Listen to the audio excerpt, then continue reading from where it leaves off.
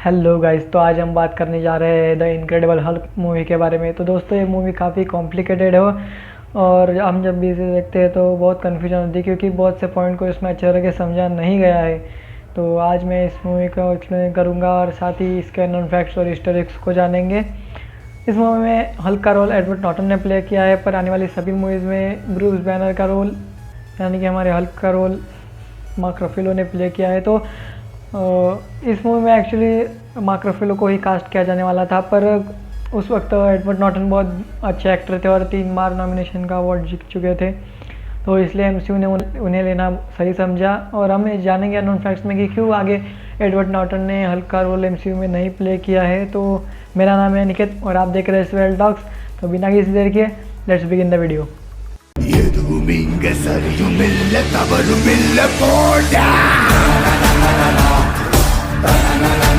वक्त है 2005 का, जब यूएस आर्मी के जनरल थंडरबोल्ट रॉस अपनी आर्मी के लिए सोल्जर्स को फिजिकली एनहांस करना चाहते थे, इसलिए उन्होंने सुपर सोल्जर सीरम का यूज करना चाहा। ये वही केमिकल है जिससे कैप्टन अमेरिका को पावर्स मिली थी। इस सीरम को दोबारा बनाने के लिए उन्होंने अपनी बेटी रॉस और उसके बॉयफ्रेंड ब्रूस बैनर को चुना, पर उन्होंने ये नहीं बताया कि वो इसका इस्तेमाल किस काम के लिए करना चाहते। इसकी जगह उन्होंने झूठ बोला कि वो इस सीरम को गामा रेडिएशन का इलाज करने के लिए करना चाहते हैं। ब्रूस बैनर ने सुपर सोल्जर सीरम बना तो लिया, पर वो परफेक्ट नहीं बनवाया था। ब्रूस बैनर ने इसे टेस्ट करने के लिए अपनी बॉडी पर इंजेक्ट किया और जब उस पे बॉडी पर गामा रेडिएशन का डाला गया तो वो एक खतरनाक मॉन्स्टर हल्क में बदल गया। हल्क ने वहां कई लोगों को मार डाला और बेटी और थंडरबोल्ट रॉस को बुरी तरह घायल कर दिया। इसका मतलब ब्रूस बैनर हमेशा के लिए हल्क नहीं बना था, पर जब उसके इमोशन बेकाबू होते थे और उसे बहुत गुस्सा आता था तभी वो हल्क में बदल जाता था। हल्क के पास हीलिंग फैक्टर होने के कारण उसके बॉडी पर किसी का भी असर नहीं होता था। जनरल रॉस को ये एक्सपेरिमेंट फेल होने का दुख था, पर उन्होंने हल्क को अब एक हथियार बनाने का सोचा। पर जब उन्होंने इस बारे में ब्रूस बैनर से बात की तो वो राजी नहीं हुआ और वहां से भाग गया। यूएस गवर्नमेंट उसका काफी पीछा करती रही, पर वो किसी का हाथ नहीं आया। वो 5 साल तक सबसे भागता रहा। इसी दौरान वो हल्क बनकर बहुत जगह तबाही भी की। फिर वक्त आता है 2010 का, जब वो ब्राजील में जाकर एक कोल्ड ड्रिंक की फैक्ट्री में काम करना शुरू कर देता है। वो यहाँ योगा और ध्यान के जरिए खुद को शांत करने की कोशिश करता है और 5 महीने तक हल्क को बाहर नहीं आने देता। लेकिन वो हल्क को परमानेंटली खत्म नहीं करना चाहता था, इसलिए उसने इंटरनेट के जरिए मिस्टर ब्लू से हेल्प लेने शुरू कर दी। मिस्टर ब्लू उसे कई इलाज बताता है, लेकिन वो किसी भी इलाज काम नहीं करता, इसलिए मिस्टर ब्लू उसे मिलने के लिए कहता है। जब ब्रूस उस कंपनी में काम कर रहा होता है तभी उसकी उंगली कट जाती है और उसका खून एक कोल्ड ड्रिंक की बोतल में जाकर गिर जाता है। कुछ दिनों बाद जब एक कस्टमर उसे पीता है तो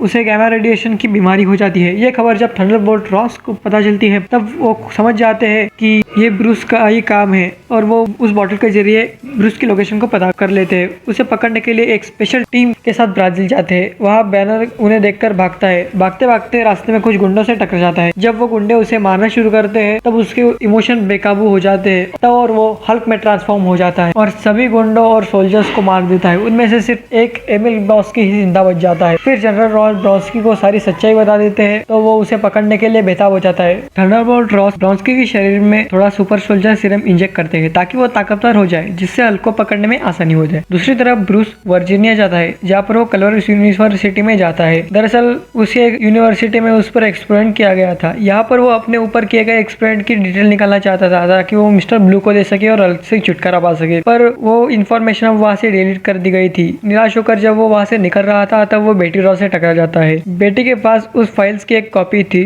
जो वो बैनर को दे देती है। अगले दिन जब बैनर वर्जीनिया जा रहा होता है तब जनरल रॉस एमिल ब्लॉस्की उसे पकड़ने के लिए आ जाते हैं। वो लोग जब ब्रूस को बेहोश करने के लिए उस पर गैस फेंकते हैं तब वो हल्क में ट्रांसफॉर्म हो जाता है और बाद एक जोरदार लड़ाई होती है, पर हल्क सबको मार देता है और ब्लॉस्की को जबरदस्त घायल कर देता है। फिर हल्क बेटी रॉस को लेकर वहां से निकल जाता है। जब वो नॉर्मल हो जाता है तब वो मिस्टर ब्लू से मिलने के लिए न्यूयॉर्क के लिए निकल जाता है। दरअसल मिस्टर ब्लू एक बायोलॉजिस्ट होते हैं जिसका असली नाम सैमुअल स्टंट होता है, तो ब्रूस का इलाज करने के लिए मान जाता है। दूसरी तरफ ब्लॉस्की की सारी हड्डियां चूर चूर हो गई होती है, पर वो सुपर सोल्जर सीरम की मदद से एक दिन में ही ठीक हो जाता है। फिर जनरल रॉस उसकी बॉडी में थोड़ा सीरम डालते हैं ताकि वो फिर से हल्क का सामना कर सके, पर इस बार सीरम का उस पर थोड़ा साइड इफेक्ट हो जाता है। इससे उसकी बॉडी डिफॉर्म हो जाती है और उसका दिमाग बहकने लगता है, पर वो इसके बारे में किसी को नहीं बताता। जनरल रॉस इंटरनेट के जरिए बेटी और ब्रूस का पता लगा लेते हैं और वो उन्हें पकड़ने के लिए न्यूयॉर्क जाते हैं। इधर सैमुअल स्टंट अपना बनाया एंटीडोट हल्क की बॉडी में इंजेक्ट करता है और फिर से नॉर्मल हो जाता है, पर सैमुअल स्टंट उसे बताता है कि वो परमानेंट ठीक नहीं हुआ है और उसे कई बार एंटीडोट लेने की जरूरत पड़ सकती है। इसके अलावा ये भी बताता है कि उसने ब्रूस का खून बहुत अमाउंट में जमा कर रखा है ताकि वो उससे कई बीमारियां ठीक कर सके। लेकिन ब्रूस बैनर इस बात से डर जाता है क्योंकि अगर उसका खून गवर्नमेंट को मिल गया तो उसका गलत इस्तेमाल करेंगे। वह अपना ब्लड सैंपल को नष्ट करना चाहता था, पर तभी वह थंडरबोल्ट रॉस अपनी टीम के साथ पहुंच जाता है और ब्रूस और बेटी को पकड़ लेता है और ब्लॉन्स्की सैमुअल स्टंट के पास जाकर हल्क जैसा बनाने के लिए कहता है। मजबूरी में स्टंट उसकी बॉडी में हल्क का ब्लड इंजेक्ट करता है और फिर उसकी बॉडी में गैमा रेडिएशन डालता है, जिससे ब्लॉन्स्की एक खतरनाक मॉन्स्टर एबोमिनेशन में बदल जाता है और पूरे शहर में तबाही मचाना चालू कर देता है। जब उसे रोकने के लिए कोई और रास्ता नहीं बचता तो ब्रूस फिर से हल्क बनने का फैसला करता है। फिर हल्क और एबोमिनेशन के बीच में एक खतरनाक फाइट सीक्वेल होता है। हल्क उसके सामने फीका पड़ने लगता है, लेकिन एबोमिनेशन बेटी रॉस को मारने के लिए कोशिश करता है तो हल्क उसे मारने के लिए अपनी पूरी ताकत लगा देता है और हरा देता है, जिसके बाद शील्ड एबोमिनेशन को गिरफ्तार कर लेती है और हल्क वहां से भाग जाता है। कुछ महीने बाद ब्रूस दूसरे देश में रहना चालू कर देता है। हल्क को खत्म करने के बजाय अब उसे काबू करना चालू करता है। अगर बात करें मूवी में पोस्ट क्रेडिट सीन की तो वहाँ जनरल रॉस एक बार में बैठे होते हैं। वहाँ टोनी स्टार्क आता है और रॉस से कहता है कि क्यों ना हम एक टीम बनाए, जिस पर जनरल रॉस कहते हैं कि ये हम कौन है। तो दोस्तों टोनी स्टार्क ने बात कही है कि अगर हम एक टीम बनाए तो टीम से उसका क्या मतलब था, ये हम अननोन फैक्ट्स में जानेंगे। तो ये तो बात हो गई मूवी के स्टोरी की। अब बात कर लेते हैं मूवी के अननोन फैक्ट्स की। ये मूवी तब रिलीज हुई जिस वक्त मार्वल को बजट का काफी प्रॉब्लम था, इसलिए उनके पास एक अच्छी वीएफएक्स टीम नहीं थी, जिस वजह से हल्क के ऊपर अच्छी डिटेलिंग से काम नहीं हुआ। इसका परिणाम यह हुआ कि जब एडवर्ड नॉर्टन यानी ब्रूस बैनर हल्क में बदलता है तो हल्क का फेस कहीं से भी एडवर्ड नॉर्टन जैसा नहीं मिलता। वही अगर बात करें मार्क रफेलो के हल्क की तो उनका फेस हुबहू उनके जैसा ही दिखता है। फैक्ट 2, इस मूवी की एक अल्टरनेट बिगिनिंग भी थी जिससे मूवी में बाद में ब्लरे वर्जन और डीवीडीज में शामिल किया गया। इस बिगिनिंग में यह दिखाया गया है कि ब्रूस बैनर आर्केड में है जहाँ पर वो सुसाइड करने की कोशिश करता है पर सक्सेसफुल नहीं हो पाता, क्योंकि जब वो सुसाइड करने ही वाला होता है तो वो हल्क में ट्रांसफॉर्म हो जाता है और वहाँ की जमीन धंस जाती है जहाँ पर कैप्टन अमेरिका की बॉडी बर्फ में दबी होती है। और इससे हम ये भी कह सकते हैं कि कैप्टन अमेरिका के मिलने के पीछे ब्रूस बैनर का एक बड़ा हाथ है। फैक्ट 3, तो गाइज ये बात बहुत कम लोगों को पता होगी कि मार्क रफेलो को द इनक्रेडिबल हल्क में एज अ लीड रोल दिया जाने वाला था, पर Edward Norton illusion the fight club जैसी मूवीज से ये साबित किया था कि वो कितने बड़े एक्टर थे और 3 अवार्ड भी जीत चुके थे। और यही कारण था कि मार्क रफेलो की जगह एडवर्ड नॉर्टन को इस रोल के लिए कंसिडर किया गया। लेकिन जब मूवी की शूटिंग स्टार्ट हुई तो एडवर्ड नॉर्टन ने क्रिएटर्स का पूरी तरह से साथ नहीं दिया। वो चाहते थे कि मूवी को उनके हिसाब से कुछ चेंजेस किए जाए, पर मार्वल को इसे पूरी तरह से कॉमिक्स रखना चाहते थे, जिस वजह से एडवर्ड नॉर्टन और मार्वल के बीच काफी डिफरेंस हुआ और वो मार्वल्स के साथ कभी भी फ्रीली काम नहीं कर पाए थे। और यही वजह थी कि उन्हें आने वाली मूवीज में मार्क रफेलो से रिप्लेस किया गया, जो कि एक सही डिसीजन था। और बाद में सबको पता है कि मार्क रफेलो ने इस रोल को कितने सक्सेसफुली निभाया है। फैक्ट 4, दोस्तों किसी भी सुपर हीरो की मूवीज के वीएफएक्स उस मूवी की जान होते हैं, वही इस मूवी के साथ भी हुआ। इस वजह से जब उंगली कटने का जो सीन है उसे बनाने में लगभग 1 साल का टाइम लग गया था। फैक्ट 5, तो आ जाते हैं उस पोस्ट क्रेडिट सीन पर जब Tony Stark General Thunderbolt Ross से मिलता है और कहता है कि वो एक टीम बनाना चाहते हैं, पर इसका रियल मतलब ये था कि वो एबोमिनेशन को अवेंजर्स इनिशिएटिव में शामिल करना चाहते हैं और उनका काम होगा हल्क को पकड़ना। और शायद हम अवेंजर्स मूवी में यही दिखाया जाता कि वो दोनों मिलकर हल्क को पकड़े, पर ये कितना घटिया आइडिया था ये हर फैन को पता है और आपको भी पता है कि ये कितना बेकार आइडिया था। और अच्छा हुआ कि इस प्लॉट को एमसीयू में आगे कंटिन्यू नहीं किया गया।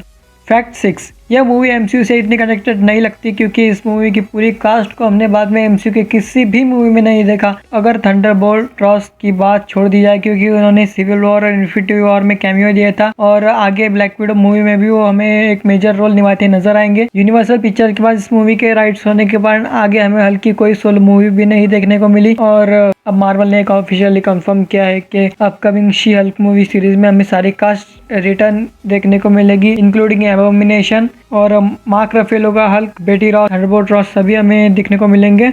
ये तो बात हो गई मूवी के अननोन फैक्ट्स की। अब बात कर लेते हैं मूवी के ईस्टर एग्स की। अब दोस्तों इसमें सिर्फ एक ईस्टर एग है जो कि रिलेटेड है एक्टर विल विस्की से। जब ब्रूस बैनर टीवी के चैनल चेंज कर रहा होता है तो विल विस्की, जिन्होंने 1977 में द इनक्रेडिबल हल्क मूवी में ब्रूस बैनर का रोल प्ले किया था, वो कुछ सेकंड के लिए अपीयर हुए हैं। उस टाइम वीएफएक्स नाम की कोई चीज ही नहीं थी, जिस कारण हल्क का रोल लू फेग्नो ने किया था, जिन्होंने बाद में इस मूवी में और द एवेंजर्स मूवी में हल्क को वॉइस दी है। तो बस यार आज के लिए सिर्फ इतना ही। अगर तुमको ये वीडियो पसंद आई तो इसे लाइक मारो, अपने दोस्तों के साथ शेयर करो और नए हो तो चैनल को सब्सक्राइब करो। और आपका कोई सुझाव हो तो नीचे हमें कमेंट करना मत भूलिएगा। आगे हम जल्दी मिलते हैं आयरन मैन 2 के एक्सप्लेनेशन में। तब तक के लिए बाय।